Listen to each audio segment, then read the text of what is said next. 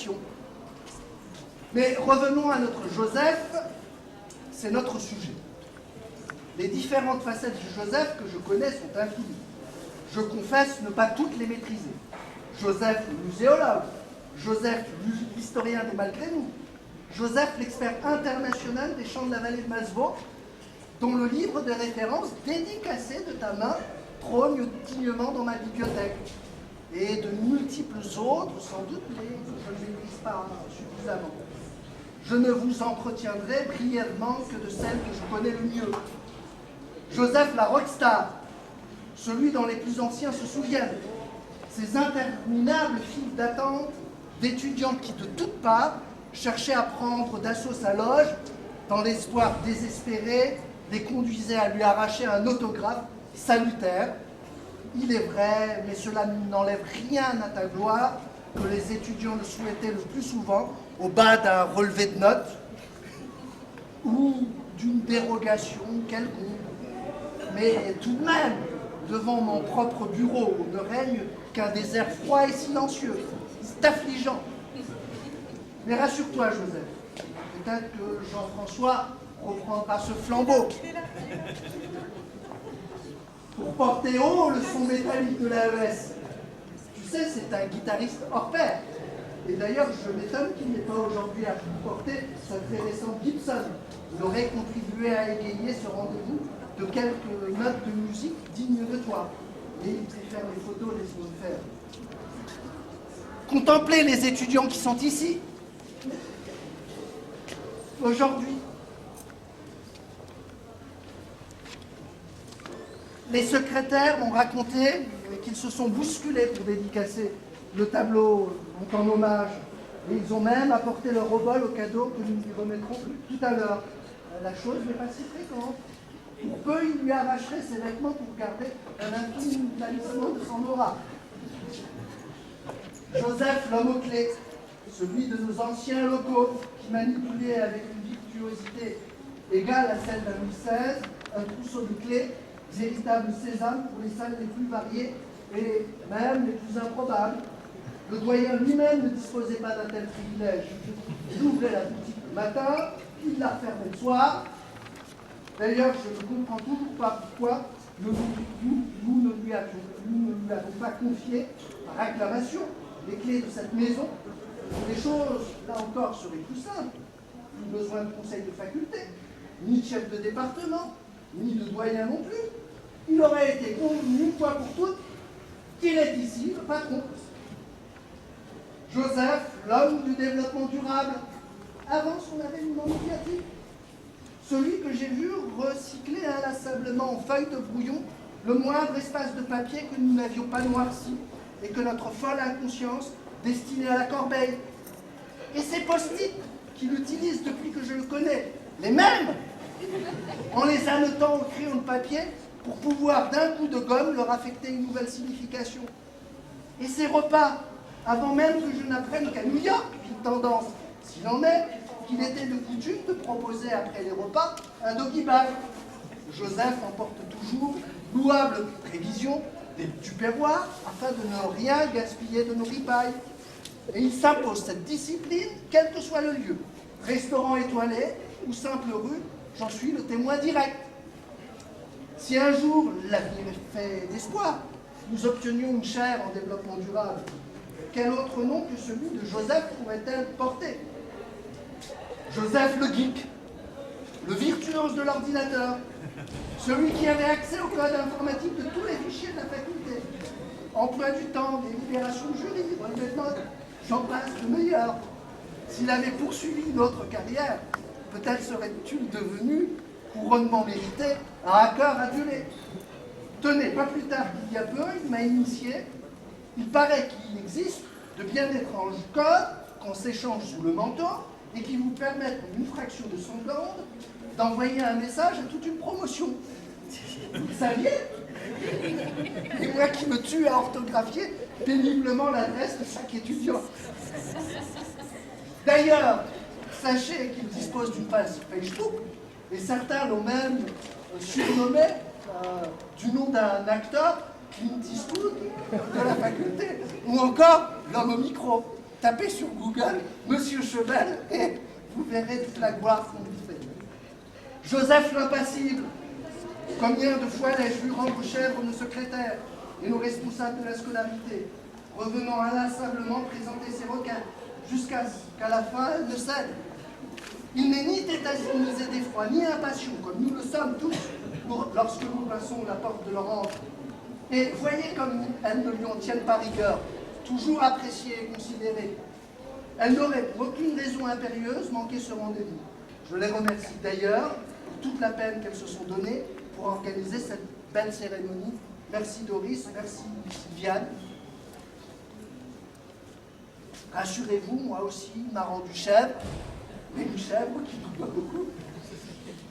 Il est vrai que depuis que nous avons emménagé dans ces locaux modernes et froids, Joseph s'y sent moins à l'aise. La belle famille que nous étions s'est quelque peu figée sous le poids des responsabilités qu'elle croit être les siennes. Mais que diantre, le 15 rue des Frères Lumière, c'était un admirable désordre. Et je ne saurais que trop inviter les étudiants à se réapproprier ces lieux. Je vois Xavier et Gérald faire de gros yeux. Ils n'ont pas été mis dans la confidence, mais ils sommeillent toujours en moi des vestiges d'un anarchiste romantique. Joseph vous l'aurait dit, un lieu aussi splendide doit vivre. Où se trouve le piano de l'amphithéâtre Weiss qu'il faisait vibrer avant un partiel pour déstresser ses étudiants? Je ne sais pas, moi, étudiants. Venez avec des instruments de musique, affichez vos plus belles œuvres sur ces murs, exigez des sapins de Noël dans le hall, des arbres aux portes des amphithéâtres, et tant pis pour cet architecte, tant pis pour cet architecte jaloux de tout ce gris immaculé, il finira bien par se faire une raison. Et oui, cher Joseph, tu es tout ça et davantage encore. S'il devait advenir un jour que nous bâtissions nos salles et nos amphithéâtres, alors le directeur de notre département, quel qu'il soit, j'en suis sûr, exigera que nous honorions de ton nom l'un d'eux.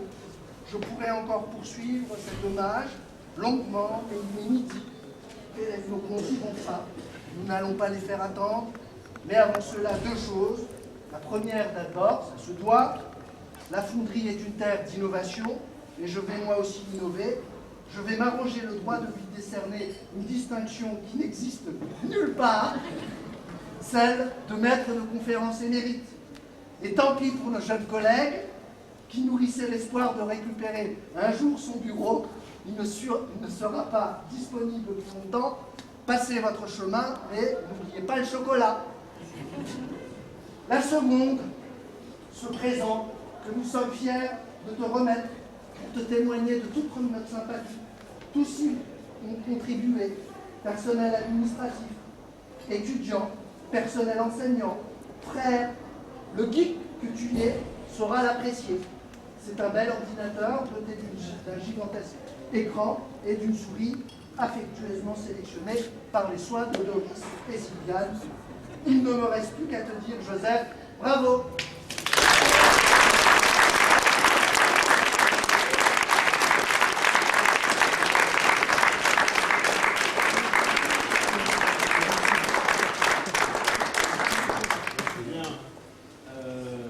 Après ce magnifique discours et quelque part, je peux que dire quelques mots. Joseph, tu le sais, tu es un pilier de cette faculté et en témoigne la présence de quasiment tous nos collègues. Tu es l'homme qui a souvent accueilli ceux qui arrivaient à une époque. Tu es celui qui a cru en la capacité de cette faculté d'être encore un ascenseur social et de permettre à beaucoup de construire une dynamique que le département est en train aujourd'hui d'assurer. En tout cas, il faut que tout le monde le sache. Tu es certainement un des hommes les plus populaires de cette faculté. Ne serait-ce que ton compte sur Facebook. Je suis très ému aujourd'hui parce que je pensais que ce moment n'arriverait pas avant longtemps. Et fondamentalement, tu as laissé une trace indélébile en chacun de nous. Par ton dévouement, par le fait que tu regardais toujours devant avec un côté optimiste, en pensant qu'on pouvait y arriver. Même dans les années les plus difficiles de cette faculté, tu as été et tu es resté un des piliers. Et je suis d'autant plus ému que, fondamentalement, on ne peut pas imaginer la suite sans toi. Alors, maître de conférence émérite, moi j'en suis tout à fait conscient que c'est une nécessité pour nous, pas pour toi, et on espère que tu seras encore souvent parmi nous. Maintenant, ceux qui t'ont affilié la plus grande popularité veulent dire quelques mots. Merci pour tout ce que tu as fait pour nous, Joseph. Merci pour tout ce que tu as apporté à chacun de nous quand on est arrivé ici. C'est-à-dire que tu nous as montré, ni plus ni moins, ce que c'était que notre métier, avoir envie d'enseigner, avoir envie de contribuer à l'avenir de ces jeunes. Et même s'il y avait des longues files d'attente devant ton bureau, souvent, très souvent, eh bien c'est un exemple pour nous. Merci à toi, franchement.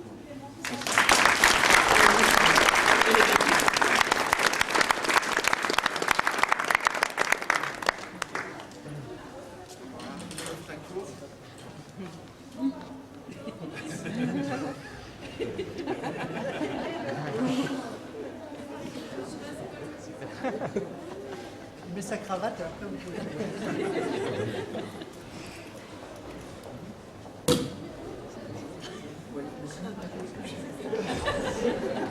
Cher Monsieur Chevel, j'aurais simplement voulu vous dire qu'en annexe de tous les enseignements que j'ai reçus depuis que j'ai intégré cette vaste chose qu'est l'école, j'ai rarement trouvé une personne capable de me sensibiliser à des champs autres que mon avenir scolaire ou professionnel.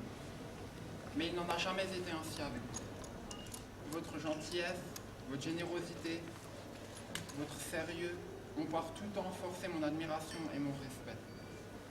À vous découvrir ainsi, je me disais qu'il y avait en cette existence plus qu'un avenir professionnel, plus que l'argent, plus qu'une formation universitaire, et cela m'encourageait avant toute chose à tenter moi aussi de me conduire bien et de devenir une bonne personne. Voilà la preuve, s'il en est, que vous êtes de ces vrais enseignants en voie de disparition, dont les gens pourront dire plus tard qu'ils ont influé sur leur destinée. Sachez que nous ne vous oublierons jamais, que vous demeurerez à jamais la figure emblématique d'AES. Reste à nous à vous souhaiter que la vie vous rende un peu de ce que vous avez donné. Nous ne doutons pas qu'il existe d'autres personnes dans l'attente de votre aide, mais nous espérons surtout que pour une fois, vous tâcherez de prendre soin de vous. Nous vous aimons, Monsieur Joseph Chevel, bonne retraite.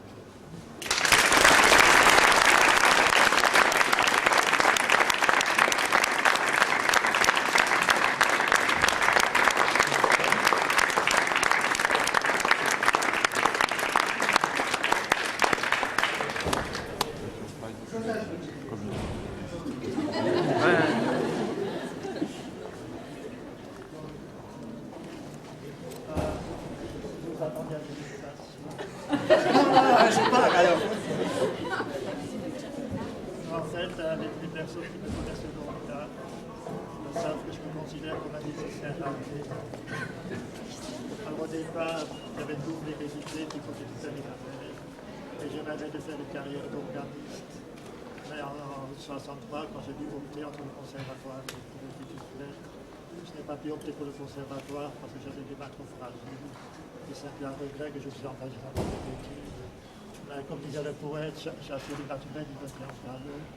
Quand je suis devant un ordinateur, je m'imagine devant le ponceau d'un orque. Quand je à l'Amphiveille, si les circonstances y prêtaient, avant le début de l'office, je jouais une entrée, puis à la fin une sortie. Et ajouter à cela le fait que ce bâtiment s'appelle une cathédrale, que les scientifiques ont une chapelle. Et vous saurez qu'en fait, ma carrière à l'UHA a été un dérivatif de la musique. C'est pour ça que j'ai appris tellement de musique. Et puis autre chose, lorsqu'on a goûté les joies de la vie en entreprise pendant 4 ans, on s'imagine trop heureux de trouver Planck dans l'enseignement.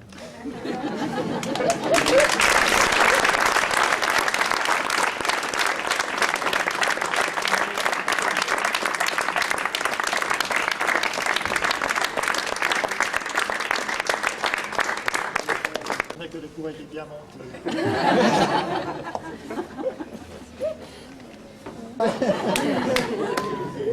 celui-là des étudiants et celui-là des enseignants.